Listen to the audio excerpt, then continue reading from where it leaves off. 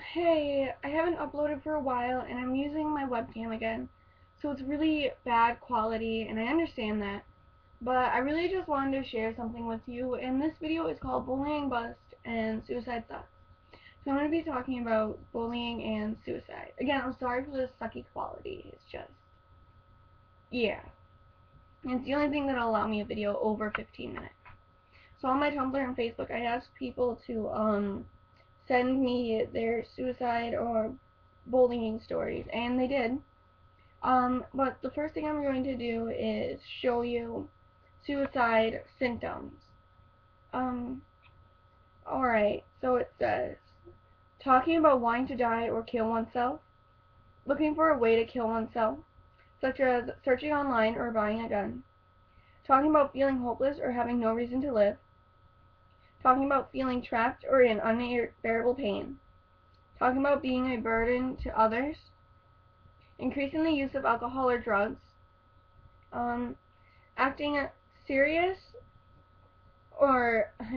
acting anxious or agitated, behaving recklessly, sleeping too little or too much, withdrawing or feeling isolated, showing rage or talking about seeing revenge, displaying extreme mood swings. Now, if you experienced 3 or more of these, call the suicide hotline. It's 1-800-273-TALK or 8255. I really recommend you do that, or talk to me on my Tumblr. The links for that will be in the description along with my Twitter, because I'm always here to help. Now I'm going on to my Tumblr messages, and I can only share one of these because the others are really long, and I think this one stood out the most out of bullying stories.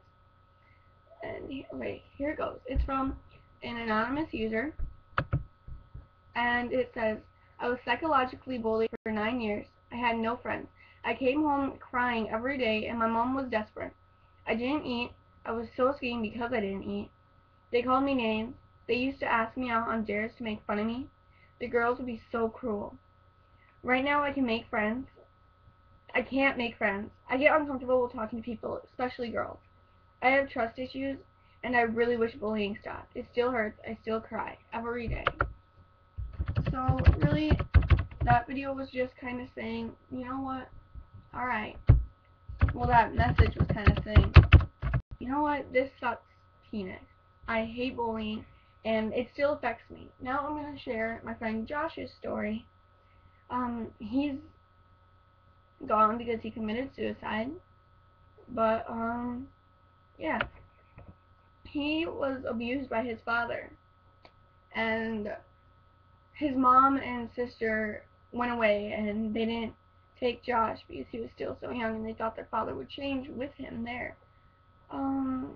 But he didn't, and Josh took all the pain for his mom leaving and his sister leaving, and he was bullied because he liked One Direction, and he liked Justin Bieber.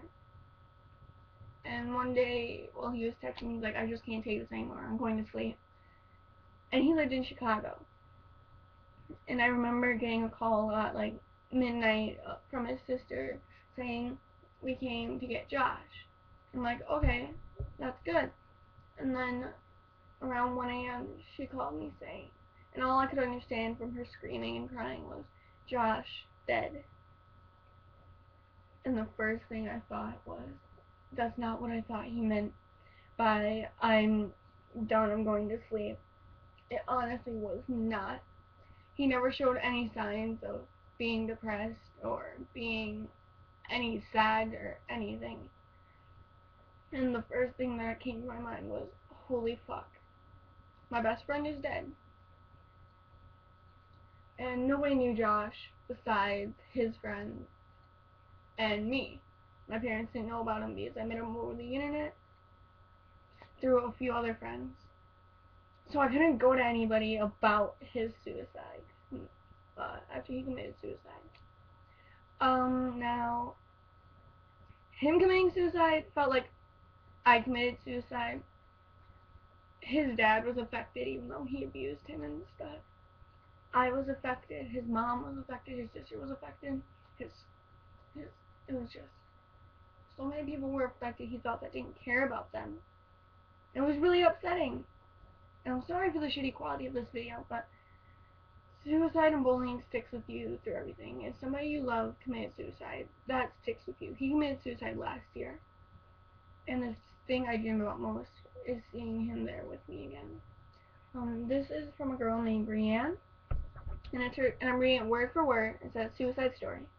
So I attempted suicide in about March of 2013. Why? I was fed up with people's shit. One kid at school was calling me a crazy lesbian. This other kid was telling me I was going to kill myself for no reason. My dad also said he was done with me. After a week or two of those kids bullying me, I reported them.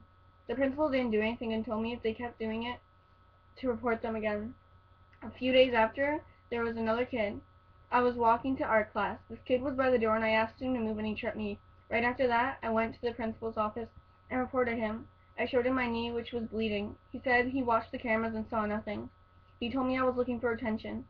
A few days after that, I was walking in the hallway and this kid told me to kill myself and that no one would care. I took it literally. I went home, got my pre-written suicide note. I took a bunch of pills, cut, and tried to choke myself. Someone who I'm close to walked in and stopped me.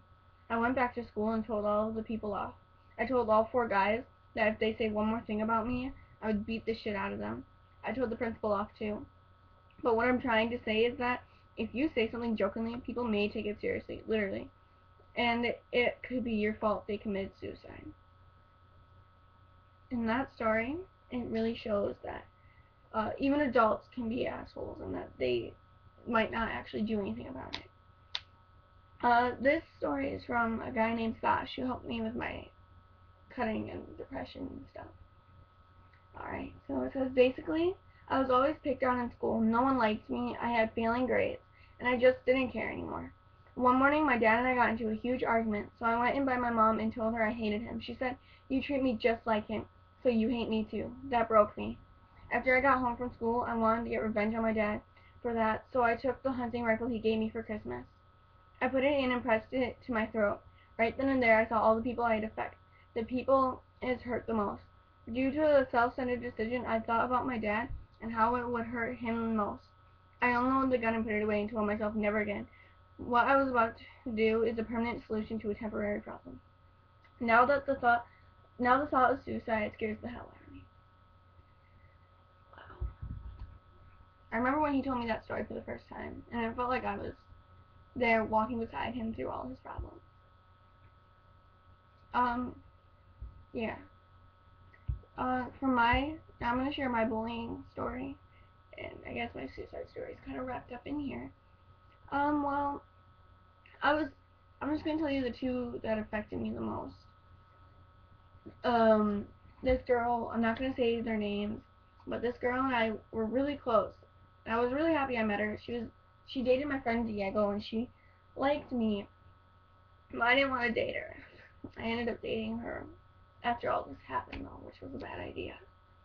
But I had a speed skating practice, and I didn't go to it because it got canceled, and I went out to dinner with another girl who later bullied me. Yeah, and she started out on a picture saying, oh my god, you lied to me, and then we got into a huge fight over Facebook messaging, and her sister and her girlfriend got involved, and I remember, there's countless times I would sit in the bathroom at school, or sit in the bathroom at home with a pair of scissors, just wanting to grab them and slit my own throat.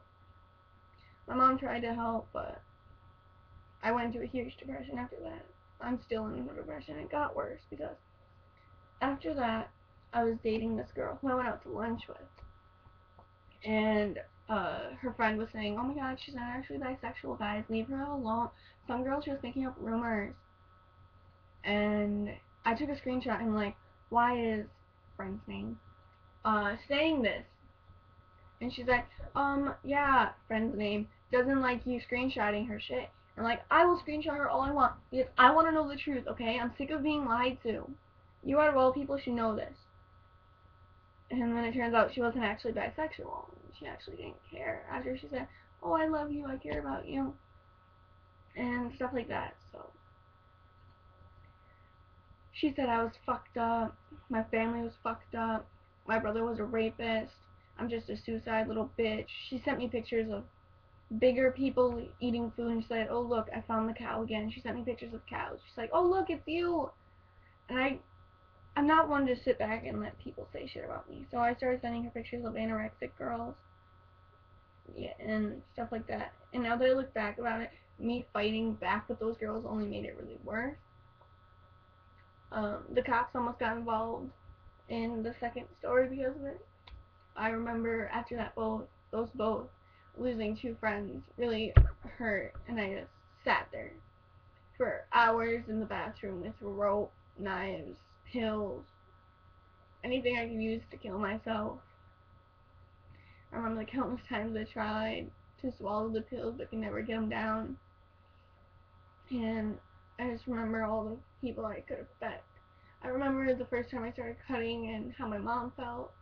I remember when I told her I was cutting again and how she felt. The feeling of seeing the person you care about most, or the people you care about most, after you say, I'm depressed or I want to die, is really terrible. Now, some people are going to be like, oh my god, this is just a phase, you're only doing this because you want to fit in and be cool. Depression is not a fucking phase, okay? It's not some crazy fad people want to get into, alright? It's serious medical condition, and it really sucks. Suicide, wanting to commit suicide, isn't a fad. Some people are actually feel the most alone in the world, and they feel just terrible, and they think there's no other solution than dying. Saying that you're being bullied isn't for attention. Some people are actually seriously being bullied and need your help.